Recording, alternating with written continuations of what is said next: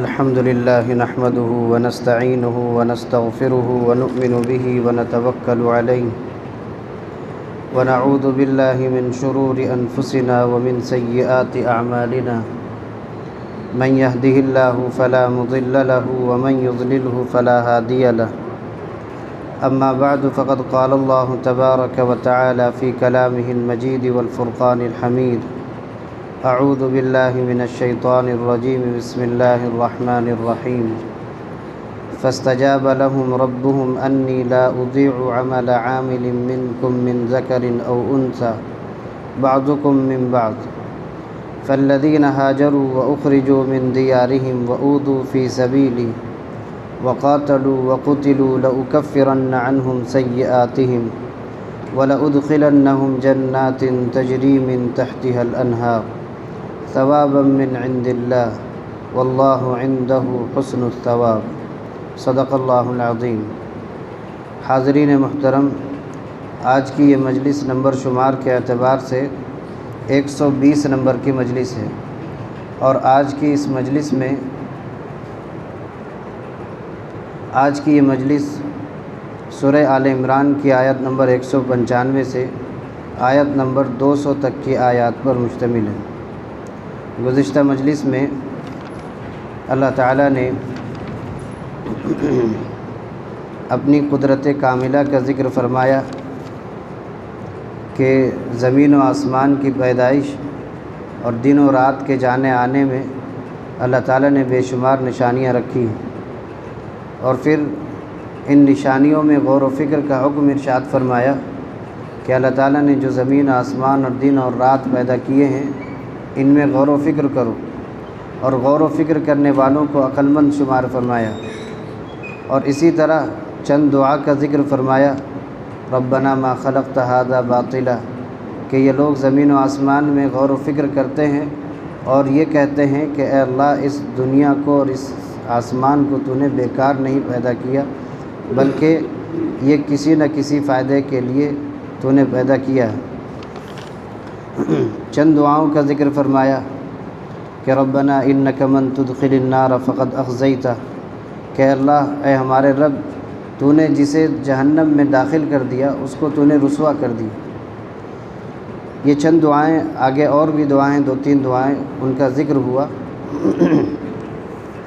آج کی مجلس میں جو آیت میں نے آپ کے سامنے پڑھی ہے، اس میں انہی دعاؤں کی قبولیت کا ذکر ہے جو پہلے دعائیں کی گئی تھی، انہی دعاؤں کی قبولیت کا ذکر ہے کہ اللہ تعالیٰ جو تم دعا مانگتے ہو اللہ تعالیٰ نے اس کو قبول کر لیا، اور اللہ تعالیٰ کسی کے عمل کو ضائع نہیں فرماتے۔ جب بندہ دعا کرتا ہے تو اس دعا کو بھی اللہ رد نہیں فرماتے، بلکہ اللہ تعالیٰ کبھی تو اس کی وہی دعا قبول فرما لیتے ہیں، ورنہ کسی مصلحت سے اگر دعا قبول نہ ہوئی تو ذخیرہ آخرت تو ہو ہی جاتا ہے۔ تو یہ قبولیت کا مطلب کبھی ایسا ہوتا ہے کہ اللہ تعالیٰ اس دعا کے ذریعے اس چاہت کو مکمل فرما دیتے ہیں، اور کبھی اس کے بدلے دنیا میں کسی اور مصیبت کو ٹال دیتے ہیں یا آخرت میں ذخیرہ بنا دیتے ہیں۔ اس کے بعد اس میں ہجرت کرنے والے اور بے گھر کیے جانے والے لوگوں کا اللہ تعالیٰ کی طرف سے انہیں جو انعام ملنا ہے اور جو انعام آخرت میں ملے گا اس کا ذکر فرمایا ہے۔ اس آیت کا شان نزول ہے، شان نزول حضرت سلمہ رضی اللہ عنہا کہتی ہیں کہ نبی کریم صلی اللہ علیہ وسلم سے انہوں نے پوچھا اور انہوں نے کہا کہ یا رسول اللہ، لا نسمع اللہ ذکر النساء فی الہجرۃ بشیء، اے اللہ کے نبی، ہم نے اللہ تعالیٰ کو ہجرت کے بارے میں اور عورتوں کی ہجرت کے بارے میں کوئی خاص چیز ذکر کی ہو، عورتوں کی ہجرت کے بارے میں نے نہیں سنا۔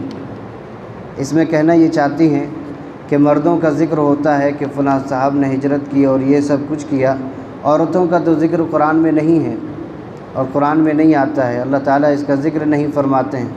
تو اللہ تعالیٰ نے اس آیت کو نازل فرمایا۔ آیت کیا ہے، اس کا ترجمہ دیکھیے۔ کہتے ہیں کہ فاستجاب لهم ربهم، اللہ تعالیٰ نے اور ان کے رب نے ان کی دعا کو قبول کر لیا۔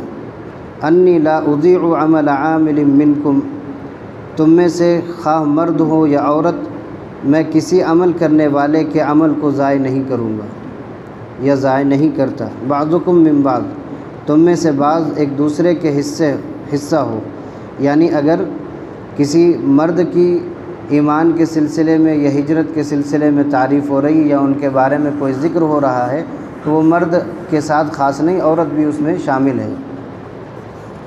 فالذین ہاجروا، چنانچہ وہ لوگ جنہوں نے ہجرت کیا، واخرجوا من دیارہم، اور اپنے گھروں سے نکالے گئے، واوذوا فی سبیلی، اور میرے راستے میں ستائے گئے، وقاتلوا وقتلوا، اور انہوں نے جہاد کیا اور شہید ہوئے، تو فرمایا لأکفرن عنہم سیئاتہم، ہم ان کے گناہوں کو مٹا دیں گے، ان کے گناہوں کا کفارہ ہم پیدا کر دیں گے۔ کس طرح سے؟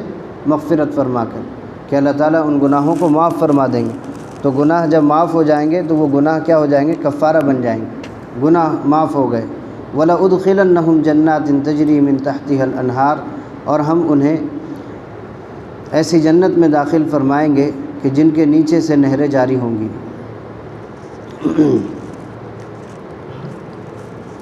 تو یہاں اس آیت میں 5 لوگوں کے لیے یا 5 عمل کرنے والوں کے لیے اللہ تعالیٰ نے جنت میں داخل ہونے اور گناہوں کے معاف ہونے کی خوشخبری دی ہے۔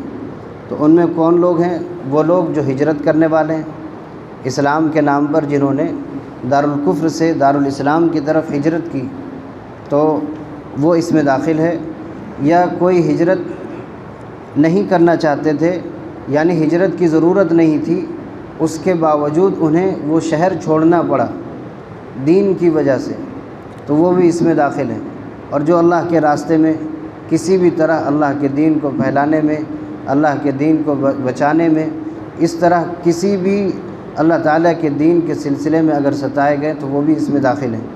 اور جو جہاد کیا جنہوں نے اور جو شہید ہوئے، ان کے لیے فرمایا کہ ان کے ہم نے سارے گناہ معاف کر دیے اور جنت میں ہم ان کو داخل کریں گے۔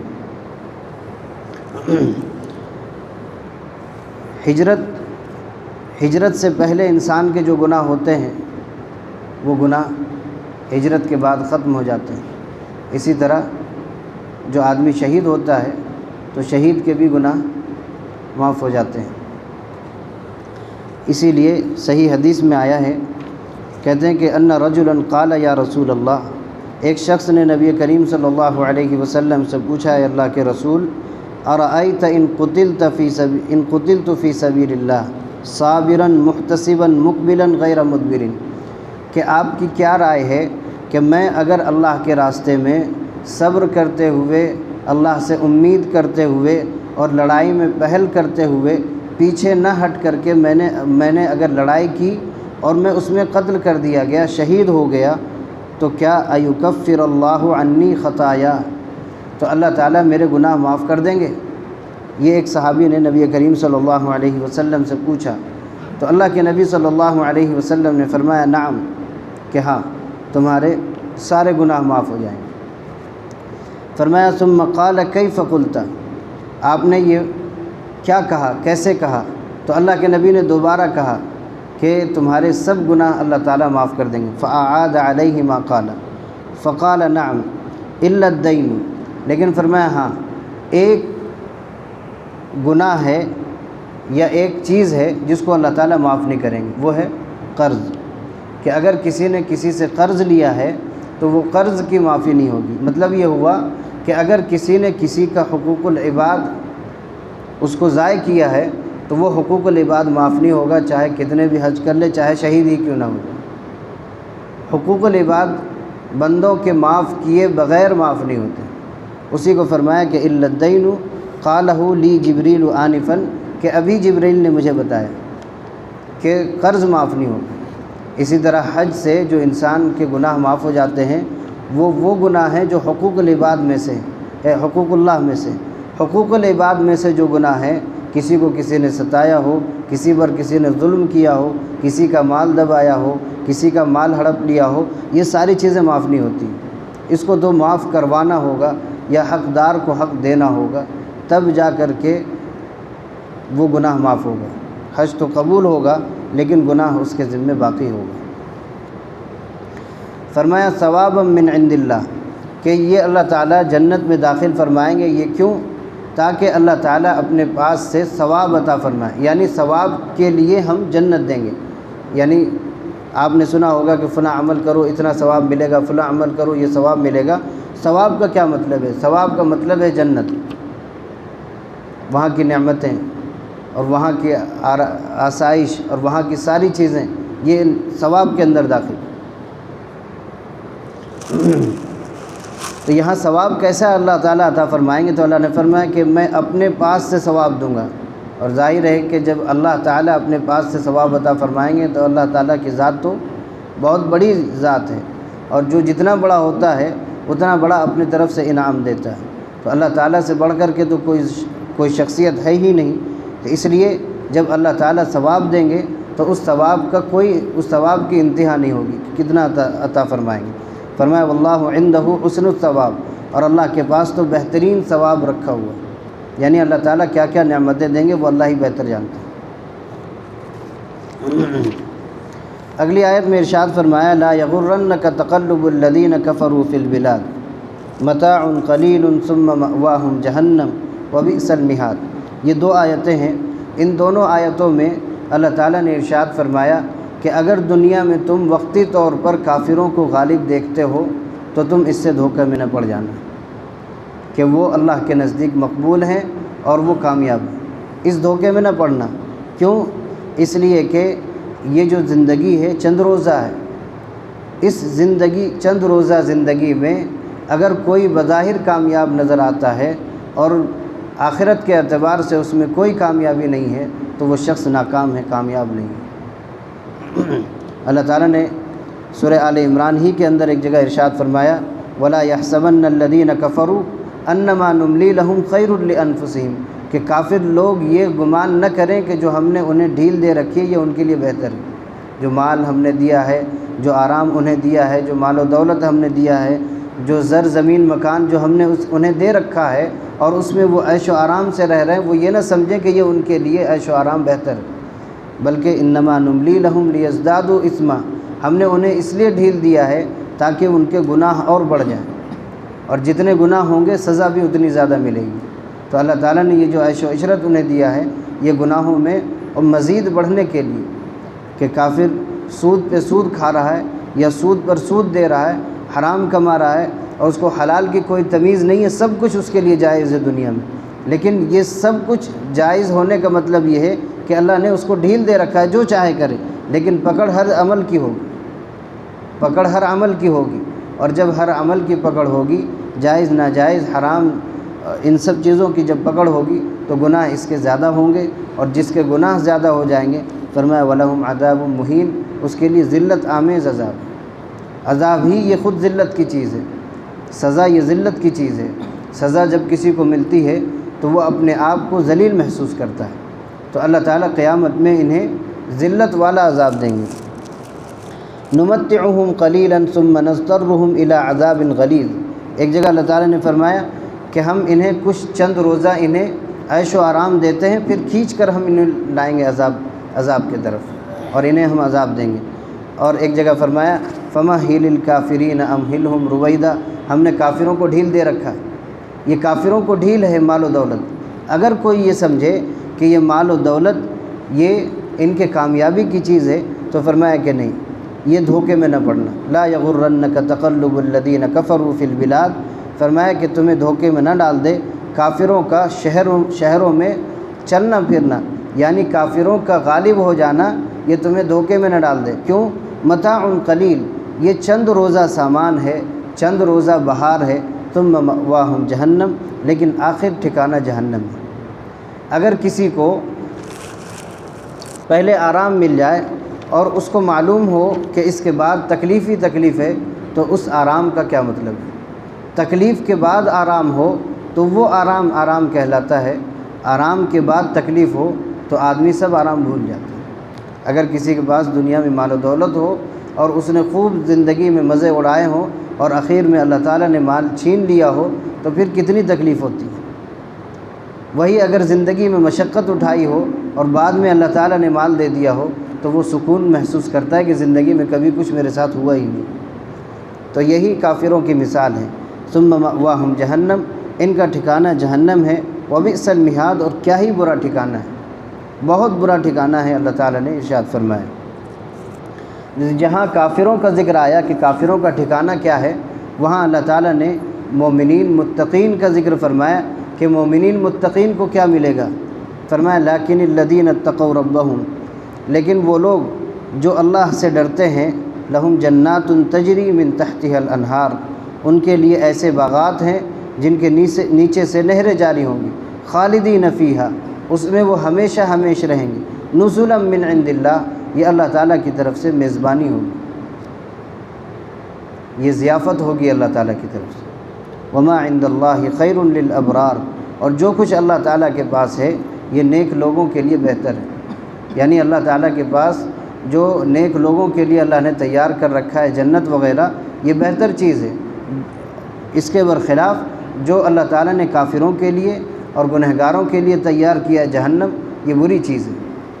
اللہ تعالیٰ نے اس مضمون کو قرآن پاک میں جگہ جگہ ذکر فرمایا ہے۔ سورہ حامیم سجدہ میں ذکر کیا، وَلَكُمْ فِيهَا مَا تَشْتَهِي أَنفُسُكُمْ وَلَكُمْ فِيهَا مَا تَدَّعُونَ، کہ جنت میں تمہارے لیے ہر وہ چیز ہوگی جس کی تم خواہش کرو گے، اور جس چیز کو تم چاہو گے بلاؤ گے، جس چیز کی تمنا کرو گے یا جس چیز کی طلب کرو گے وہ سب کچھ وہاں تمہیں ملے گا۔ کیوں ملے گا؟ نزلا من غفور الرحیم، یہ غفور الرحیم اللہ کی طرف سے میزبانی کے طور پر ملے گا۔ ایک جگہ ارشاد فرمایا سورہ کہف میں، ان الذین آمنوا وعملوا الصالحات کانت لہم جنات الفردوس نزلا، کہ اللہ تعالیٰ ان لوگوں کو جنہوں نے ایمان لایا اور اعمال صالحہ کیے، ان کے لیے جنت الفردوس اللہ تعالیٰ عطا فرمائیں گے۔ کیوں عطا فرمائیں گے؟ یہ اللہ تعالیٰ کی طرف سے میزبانی ہوگی۔ جب کسی مہمان کے یہاں کوئی میزبان کے یہاں مہمان آتا ہے تو مہمان کے لیے میزبان چاہتا ہے کہ اس کے مناسب حال، اس کے لیے آرام اور اس کے سکون کی چیز تیار کرے۔ ہر شخص چاہتا ہے، ہر ایک کے لیے ایک مقام نہیں ہوتا ہے۔ ایک آدمی کسی کے یہاں مہمان ہوتا ہے، اس کی کوئی اور حیثیت ہوتی ہے، دوسرا مہمان آتا ہے، اس کی کوئی اور حیثیت ہوتی ہے۔ اللہ تعالیٰ نیک عمل کرنے والے اور ایمان لانے والوں کو اپنا مہمان بنائیں گے اور خود میزبان بنیں گے۔ اندازہ کیجئے کہ اللہ کی میزبانی کا کیا حال ہوگا، اور جنت میں پھر وہ کن نعمتوں سے ہمارا استقبال کرے گا اور ہمیں نعمتوں سے نوازے گا، وہ اللہ ہی بہتر جانتے ہیں۔ اگلی آیت میں ارشاد فرمایا، وَإِنَّ مِنْ أَهْلِ الْكِتَابِ لَمَنْ يُؤْمِنُ بِاللَّهِ وَمَا أُنزِلَ إِلَيْكُمْ وَمَا أُنزِلَ إِلَيْهِمْ خَاشِعِينَ لِلَّهِ، یہاں اللہ تعالیٰ نے بعض اہل کتاب مومنین کی تعریف فرمائی ہے، یعنی اہل کتاب جو یہود و نصارہ تھے، یہود و نصارہ میں سے بعض لوگ مسلمان ہوئے، انہی بعض مسلمانوں کی اللہ نے یہاں تعریف فرمائی ہے۔ اکثر وہ تھے جنہوں نے ایمان نہیں لایا، اکثر وہ تھے جنہوں نے ایمان نہیں لایا، ان کی اللہ تعالیٰ نے تعریف نہیں فرمائی ہے، بلکہ ان کے بارے میں فرمایا کہ وہ تو وَيَشْتَرُونَ بِهِ ثَمَنًا قَلِيلًا، ہماری آیتوں کو تھوڑے پیسوں کے عوض بیچ دیتے تھے۔ یہ ان کے علماء کا حال تھا کہ نبی کریم صلی اللہ علیہ وسلم کی صفات اور آپ پر ایمان لانے کے سلسلے میں جو تاکیدات ان کی کتابوں میں وارد تھی، ان سب کو چھپا دیا، اور چھپا کر کے اس کے عوض انہوں نے پیسہ حاصل کیا، کہ لوگوں سے واہواہی حاصل کی کہ یہ وہ نبی نہیں ہے جس کا ہم انتظار کر رہے ہیں، وہ تو بعد میں آئیں گے۔ تو یہ سارا کچھ انہوں نے چھپایا اور اس کے عوض وہ پیسے بھی حاصل کرتے تھے۔ تو ان لوگوں کا ذکر یہاں نہیں ہے، بلکہ وہ لوگ جنہوں نے اسلام لایا، جیسے کہ حضرت عبداللہ ابن سلام وغیرہ، اور ان کے ساتھ جنہوں نے ایمان لایا، اور نصارہ میں سے جو ایمان لائے ان لوگوں کا ذکر ہے کہ فرمایا کہ اہل کتاب میں سے بعض وہ ہیں جو اللہ پر ایمان رکھتے ہیں، وما انزل الیکم، اور اس پر بھی ایمان رکھتے ہیں جو تمہاری طرف نازل ہوا، وما انزل الیکم وما انزل الیہم، اور اس پر بھی ایمان رکھتے ہیں جو ان پر نازل ہوا، یعنی ان کے نبی پر جو چیز نازل ہوئی اس پر بھی ایمان رکھتے ہیں، اور جو تمہارے نبی پر کتاب نازل ہوئی ہے اس پر بھی ایمان رکھتے ہیں، یعنی دو ایمان ان کے جمع ہو گئے۔ خاشعین للہ، یہ اللہ تعالیٰ سے ڈرتے ہیں، اللہ تعالیٰ سے ڈرتے ہیں، ان کی صفت یہ ہے۔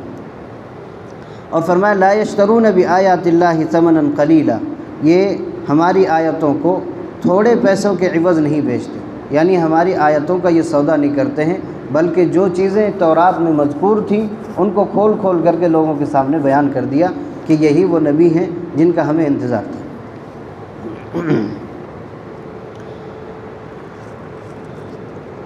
فرمایا اولئک لہم اجرہم عند ربہم، انہی کے لیے اللہ تعالیٰ کے پاس اجر ہے، یعنی یہ لوگ جنہوں نے اپنے نبی پر بھی ایمان لایا اور موجودہ نبی پر بھی ایمان لایا، ان کے لیے اللہ تعالیٰ کے پاس خاص اجر ہے۔ خاص اجر کیا ہے؟ فرمایا کہ اولئک یؤتون اجرہم مرتین، کہ انہیں دوہرا اجر ملے گا۔ سورہ قصص میں اللہ تعالیٰ نے ان کے بارے میں فرمایا کہ یہ وہ لوگ ہیں جنہیں دوہرا اجر ملے گا۔ دوہرا اجر، 3 لوگ ایسے ہیں جنہیں دوہرا اجر یعنی دوگنا اجر ملے گا، 2 اجر جنہیں ملیں گے۔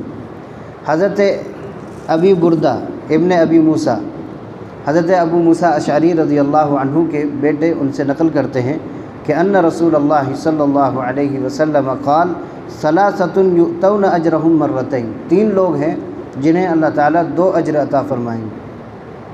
فرمایا رجل من اہل الکتاب آمن بنبیہ وادرک النبی فآمن بہ واتبعہ وصدقہ فلہ اجران۔ فرمایا ایک وہ شخص ہے جس نے اپنے نبی پر ایمان لایا، آمن بنبیہ، جس نے اپنے نبی پر ایمان لایا، حضرت موسیٰ علیہ السلام پر یا حضرت عیسیٰ علیہ السلام پر، وادرک النبی، اور اپنے زمانے کے نبی کو پایا، اپنے زمانے کے نبی کو بھی پایا، فآمن بہ، ان پر بھی ایمان لایا اور ان کی اتباع کی اور ان کی تصدیق کی، تو فرمایا اس کے لیے 2 اجر ہیں، ایک اجر اس نبی پر ایمان لانے کا اور ایک اجر پچھلے نبی پر ایمان لانے کا۔ فرمایا دوسرا شخص وعبد مملوک ادى حق اللہ تعالی وحق سیدہ فلہ اجران۔ فرمایا ایک وہ غلام جس نے اللہ تعالیٰ کے حق کو بھی پورا کیا اور اپنے آقا کے حق کو بھی پورا کیا، یہ غلام ایسا ہے کہ اسے 2 اجر ملیں گے، اس لیے کہ یہ اپنے اللہ کا بھی فرما بردار ہے اور اپنے آقا کا بھی فرما بردار۔ ورجل كانت له امة فغذاها فاحسن غذاءها۔ فرمایا ایک وہ شخص تیسرے نمبر پر کہ جس کی باندی تھی اور باندی کو اس نے خوب اچھا کھانا کھلایا اور اچھی تربیت کی، فاحسن ادبها، اور خوب اچھا اسے ادب سکھایا، ثم اعتقها، پھر اس کو اس نے آزاد کر دیا، ثم تزوجها، اور پھر اس سے نکاح کر لیا، آزاد کر کے نہیں چھوڑا بلکہ اس سے نکاح کر لیا۔ اب فرمایا کہ یہ کہاں آئے گا، ہم تو حاصل نہیں کر پائیں گے۔ تو کبھی ایسا ہو سکتا ہے کہ اللہ تعالیٰ ایسے حالات لائیں تو یہ شکل بھی پیدا ہو سکتی ہے۔ فلہ اجران، تو انہیں 2 اجر ملیں گے، اگر نہ صحیح وقت نہ آئے تو کم از کم یہ تو ہے کہ ہمارے علم میں اضافہ ہوگا کہ ایسے 3 لوگ ہیں جنہیں اللہ تعالیٰ 2 اجر عطا فرمائیں گے۔ آگے فرمایا ان اللہ سریع الحساب، اللہ تعالیٰ بہت جلد حساب لینے والے ہیں، یعنی اللہ تعالیٰ کا حساب لینا اس قدر تیزی کے ساتھ ہوگا کہ انسان کے تصور سے باہر ہے۔ دنیا جب سے بنی ہے اور جب ختم ہوگی، جب اس وقت سے لے کر کے جتنے انسان دنیا میں آئے ہوں گے، اس دنیا کے اعتبار سے آدھے دن میں اللہ تعالیٰ حساب لے لیں گے۔ پوری دنیا کا اس دنیا کے اعتبار سے آدھے دن میں حساب لے لیں گے۔ اللہ بہتر جانتے ہیں کہ وہ کس اعتبار سے حساب لیں گے، ہمیں بس ماننا ہے۔ اللہ حساب کیسے لیں گے یہ ہم نہیں سمجھ سکتے، آدھے دن کی بھی اللہ کو ضرورت نہیں ہے۔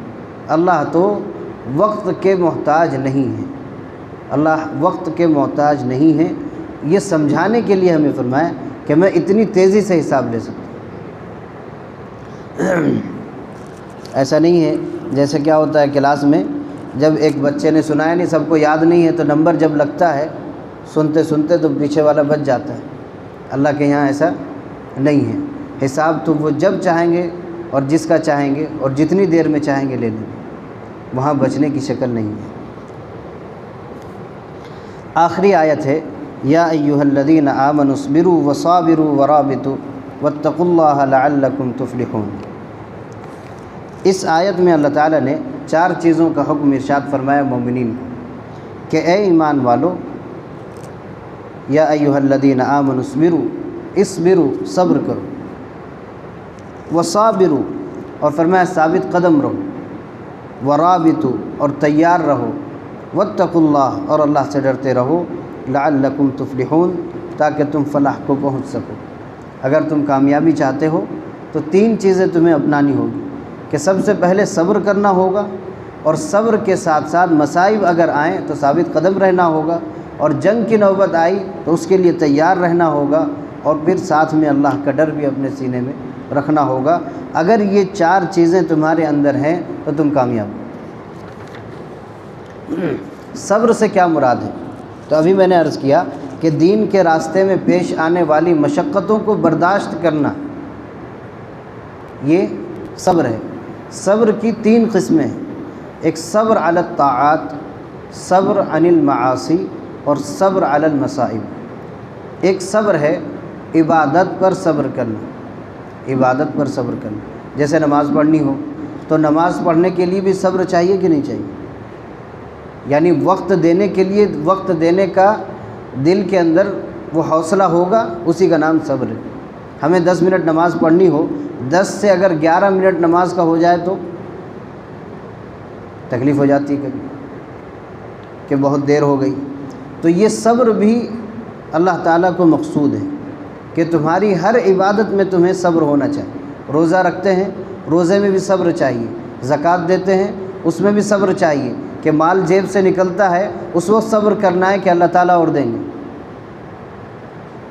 اسی طرح آدمی حج کرتا ہے، حج میں بھی اسے صبر رکھنا ہے کہ اتنی پریشانیوں کے ساتھ حج ہوتا ہے، وہاں جو تکالیف آتی ہیں اس پر صبر کرنا، یہ عبادت ہے۔ اسی طرح ایک صبر ہے صبر عن المعاصی، گناہوں سے صبر، یعنی گناہ نہ کرنا، یہ گناہ سے صبر ہے۔ گناہ نہ کرنا یہ گناہ کا صبر، کسی کو گناہ کرنے کا دل چاہتا ہو اور وہ گناہ سے بچ جائے، یہ بھی عبادت ہے۔ ایسا نہ ہو کہ گناہ کرنے کی خواہش ہی نہیں ہے اور پھر وہ صبر کر رہا ہے، یہ صبر عبادت نہیں ہے۔ فرشتے وہ یہی کر رہے ہیں کہ انہیں گناہوں کی خواہش نہیں ہے اور گناہ نہیں کرتے ہیں، تو یہ صبر نہیں ہوا، یہ صبر نہیں ہے۔ صبر یہ ہے کہ گناہ کی خواہش بھی ہو، طاقت بھی ہو اور پھر بچتا ہو۔ گناہ کی خواہش ہے اور طاقت نہیں ہے اور پھر بچے تو کیا بچنا۔ اسی طرح ہے صبر علی المصائب، تکالیف پر صبر کرنا، تو اگر تکلیف ہو تب بھی صبر کرو، گناہ سے بچنا ہو تب بھی صبر کرو، عبادت کرنی ہو تب بھی صبر کرو، یہ اصبروا کے اندر داخل ہے۔ ثابت قدم رہنے سے کیا مراد ہے؟ دشمن کا مقابلہ ہو تو دشمن کے مقابلے میں ڈٹے رہو، جمے رہو، اگر اس سے مقابلے کی ان سے نوبت آئے تو تمہیں جمے رہنا ہے۔ یہ ایمان والوں کو اللہ تعالیٰ نے یہاں نصیحت فرمائی، اور فرمایا ورابطوا، تیار رہو، یعنی جنگ کی اگر ضرورت پڑے تو جنگ کے لیے تیار رہو، یہ اللہ تعالیٰ نے ارشاد فرمایا۔ رباط جو ہے جنگ کی تیاری کرنے کو کہتے ہیں، جنگ کی تیاری کرنے کو رباط کہتے ہیں۔ اس کی بڑی فضیلت ہے، حدیث میں آیا، بخاری کی روایت ہے، حضرت سہل ابن سعد ابن ساعدی رضی اللہ عنہ کہتے ہیں ان رسول اللہ صلی اللہ علیہ وسلم قال رباط یوم فی سبیل اللہ خیر من الدنیا وما علیہا، جنگ کے لیے ایک دن کی تیاری اللہ کے راستے میں، جنگ کے لیے ایک دن کی تیاری دنیا اور دنیا میں جو کچھ ہے اس سے بہتر ہے۔ کہ جہاد کی تیاری میں آدمی لگا ہو، دین کو بچانے کی فکر میں آدمی لگا ہو، یہ دنیا اور دنیا میں جو کچھ ہے اس سے بہتر ہے۔ اسی طرح فرمایا کہ رباط یوم ولیلۃ خیر من صیام شہر وقیامہ، فرمایا کہ ایک رات اور ایک دن جنگ کی تیاری کے لیے لگانا، یہ 1 مہینہ روزہ رکھنے اور 1 مہینہ قیام کرنے، یعنی اللہ کے لیے عبادت کے لیے راتوں کو کھڑے رہنے سے بہتر ہے۔ تو جنگ کی تیاری صحابہ پھر اسی طرح کیا کرتے تھے۔ فرمایا وَإِن مَاتَ جَرَى عَلَيْهِ عَمَلُ، اس تیاری میں اگر اس کی موت آ گئی تو اس کا یہ عمل رکے گا نہیں، جاری ہے۔ اس تیاری میں اگر اس کی موت آ گئی تو یہ اس کی موت تو آ گئی ہے لیکن اس کا عمل نہیں رکے گا۔ اسی طرح تیاری سے کیا مراد ہے؟ ابن کثیر میں اور بھی تفاسیر کی کتابوں میں لکھا ہے کہ اس سے مراد نماز کا انتظار بھی ہے۔ رابطو، اور تیار رہو اللہ کی عبادت کے لیے، نماز کے لیے، تو یہ بھی رباط کے اندر داخل ہے۔ تیار رہنے میں یہ بھی داخل ہے۔ تھوڑی بیداری پیش کیجیے، آپ حضرات سست ہو جاتے ہیں، لگتا ہے کھانا کھا کے آ جاتے ہیں، میں کھانا کھا کے نہیں آتا ہوں، اس لیے تھوڑا سست ہو جاتے ہیں لگتا ہے۔ حضرت علی رضی اللہ عنہ کہتے ہیں کہ نبی کریم صلی اللہ علیہ وسلم نے ارشاد فرمایا، الا ادلکم علی ما یکفر الذنوب والخطایا، کہ میں تمہاری رہنمائی کروں اس چیز کی طرف جس سے گناہ اور خطا معاف ہو جاتے ہیں، تمہاری رہنمائی کروں۔ فرمایا اب ظاہر ہے کہ اللہ کے نبی پوچھیں اور صحابہ جواب میں ہاں نہ کہتے ہوں۔ فرمایا اسباغ الوضوء علی المکارہ، ناپسندیدگی کی حالت میں، دشواری کی حالت میں یا سخت سردی کی حالت میں کامل وضو کرنا۔ اور فرمایا وانتظار الصلاۃ بعد الصلاۃ، اور ایک نماز کے بعد دوسری نماز کا انتظار کرنا۔ فرمایا فذالکم الرباط، اس کو رباط کہتے ہیں۔ دین کی حفاظت، اسلام کی حفاظت، نماز کی حفاظت اگر ہو رہی ہے تو گویا دین کی حفاظت۔ فرمایا کہ نماز دین کا ستون ہے، اور جب دین کے ستون کی حفاظت ہوگی تو دین کی حفاظت ہوگی، اس کو بھی رباط کہتے ہیں۔ اسی طرح دوسری روایت میں آیا وکثرۃ الخطا الی المساجد، اور مسجد کی طرف کثرت سے جانا، یہ بھی اسلام کی حفاظت کے اندر داخل ہے، اس لیے کہ مساجد بھی یہ دین کی علامتوں میں سے ایک علامت ہے۔ جس جگہ ہم جائیں اور وہاں مسجد نہ ہو تو معلوم ہوتا ہے یہاں مسلمان نہیں ہیں، تو جس جگہ مسجد ہوتی ہے پتہ چلتا ہے کہ یہاں کے لوگ کچھ مسلمان بھی ہیں۔ تو اسلام کی حفاظت نماز کی پابندی میں بھی ہے۔ اگر کوئی نماز کی پابندی نہیں کرتا تو گویا اسلام کی وہ حفاظت نہیں کرتا ہے۔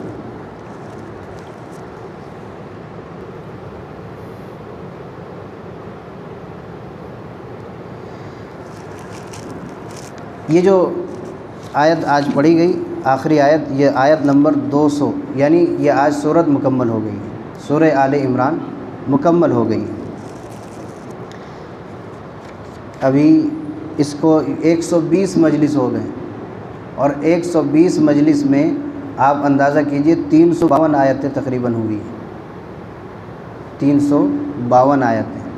اس لیے کبھی کبھی میں چاہتا ہوں کہ زیادہ ہو جائے، لیکن آپ لوگوں کی ہمت جواب دے جاتی ہے، تو اس کے لیے روکنا پڑ جاتا ہے۔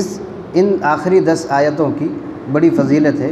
میں اس سے پہلے کے مجلس میں بھی یہ عرض کر چکا ہوں کہ ان 10 آیتوں کو ہر رات آدمی کو پڑھ کے سونا چاہیے۔ نبی کریم صلی اللہ علیہ وسلم جب تہجد کے لیے بیدار ہوتے تھے تو اس وقت وضو کرنے کے بعد یہ آیتیں آپ پڑھا کرتے تھے۔ کم از کم ہم اگر تہجد میں نہ اٹھ پائیں، فجر میں اٹھ رہے ہوں یا ہم سونے جا رہے ہوں یا رات ہو گئی ہمیں وقت مل گیا، تو ان 10 آیتوں کی تلاوت کر لینی چاہیے۔ ایک دفعہ نبی کریم صلی اللہ علیہ وسلم آپ نماز میں مشغول، گھر تشریف لائے، آپ نے بارہا سنا ہوگا۔ حضرت عائشہ رضی اللہ عنہا سے پوچھا کہ اللہ کے نبی صلی اللہ علیہ وسلم کی کوئی عجیب بات آپ بتلا دیں، تو حضرت عائشہ رونے لگی اور کہتی ہیں کہ اللہ کے نبی کی کون سی عادت عجیب نہ تھی، ہر عادت آپ کی تو عجیب ہی تھی۔ کہ فرمایا کہ ایک رات آپ تشریف لائے اور میرے ساتھ لیٹ گئے، اور میرے جسم سے آپ کا جسم بھی ملا، یعنی ساتھ میں لیٹے، اور لیٹنے کے بعد کہا کہ چھوڑو مجھے، چھوڑو، میں اپنے رب کی عبادت کے لیے جاتا ہوں۔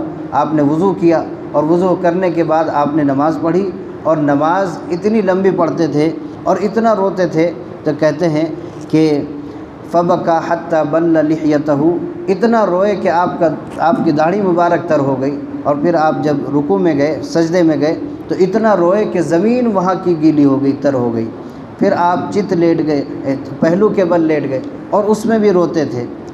فبکا حتی اتی بلال، حضرت بلال فجر کی نماز کے لیے آئے کہ اللہ کے نبی نماز کا وقت ہو گیا، دیکھا کہ آپ رو رہے ہیں، تو پوچھا کہ اللہ کے نبی آپ روتے ہیں اتبکی یا رسول اللہ ما یبکی کا، اے اللہ کے نبی آپ کو کس چیز نے رلایا، کیوں روتے ہیں آپ؟ اللہ نے تو آپ کے اگلے پچھلی ساری خطاؤں کو اللہ نے معاف کر دیا، آپ کیوں روتے ہیں؟ فرمایا اے بلال تیرا ناس ہو، یہ جملہ تھا ناس ہوگا مطلب بربادی نہیں تھی۔ فرمایا وما یمنعنی ان ابکی، تو مجھے کیوں روکتا ہے کہ میں روؤں؟ اس لیے کہ یہ آیتیں مجھ پر نازل ہوئی ہیں، ان آیتوں میں اللہ تعالیٰ نے غور و فکر کا حکم دیا ہے، اور میں انہی غور و فکر کی وجہ سے روتا ہوں۔ بلکہ ایک جگہ دوسری روایت میں فرمایا کہ افلا اکون عبدا شکورا، کہ میں اللہ کا شکر گزار بندہ نہ بنوں۔ یعنی یہ رونا بھی، اللہ کی عبادت کرنا بھی، اور اللہ کے لیے راتوں کو کھڑے رہنا بھی، یہ شکر گزاری میں داخل ہے۔ تو ان آیتوں کا ہمیں اللہ تعالیٰ اہتمام کرنے کی توفیق نصیب فرمائے۔ وما علینا الا البلاغ۔